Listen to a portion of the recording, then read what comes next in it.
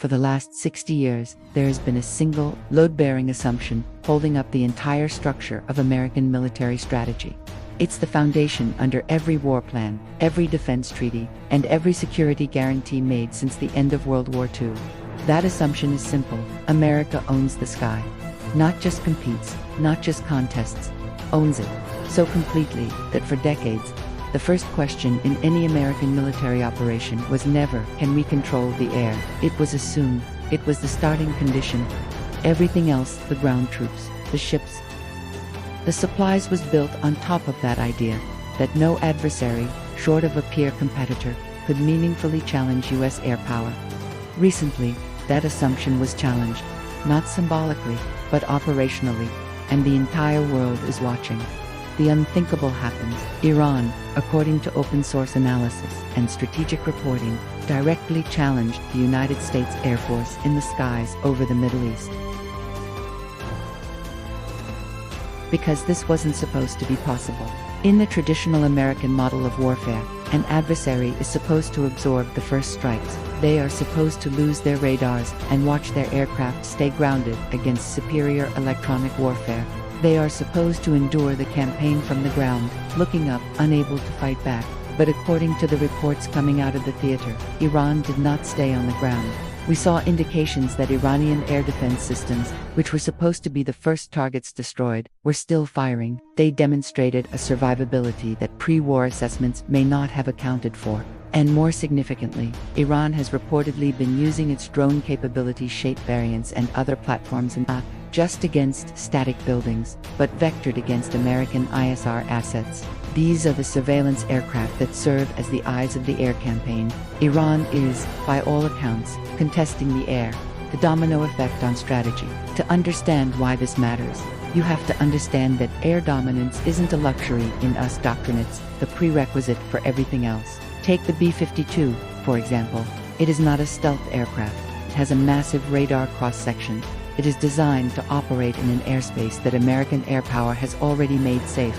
Launching cruise missiles from a permissive environment, if the airspace is actively contested, enemy air defenses are still firing and enemy aircraft are in the air, then those missions cannot be flown as planned. The entire campaign architecture begins to bend. Fighters like the F-15s, F-16s, and F-35s, which were meant to be conducting strikes, are now pulled into a more complex and dangerous role, performing suppression of enemy air defenses against a network that is proving to be more adaptive and dispersed than projected. They are doing this from forward bases that are themselves within range of missile and drone attacks, with support assets now repositioned farther back. Iran just made the campaign significantly harder. They introduced friction. A look at history. To grasp the historical significance, let's look back. Air power history has very few examples of a mid-tier military successfully contesting American air dominance. Serbia 1999 managed to shoot down an F-117, a genuine shock, before their integrated air defense was dismantled. Iraq 1991 lost its air force in the first 72 hours. Libya 2011 saw its air defense suppressed within days. The pattern is consistent. America suppresses the defense, owns the sky, and the campaign proceeds. Iran has been studying that pattern for 30 years.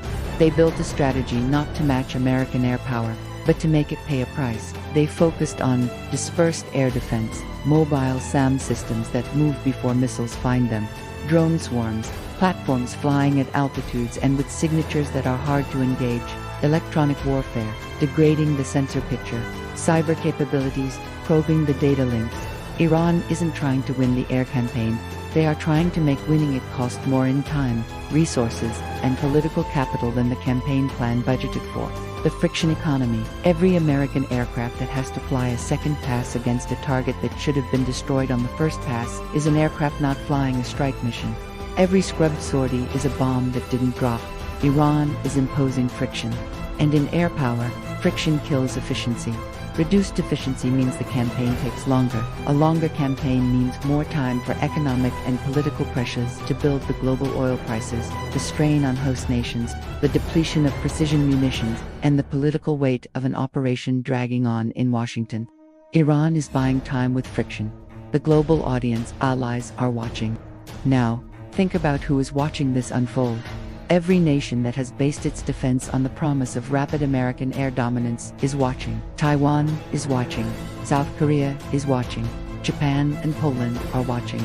The conclusion they are drawing is not that America loses U.S. air power is categorically superior. The conclusion is about time.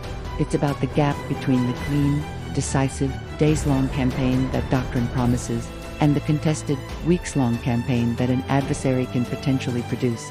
In a conflict over Taiwan, or on the Korean peninsula, time is the decisive variable. If rapid dominance is not guaranteed, it forces every ally to reconsider their own security planning.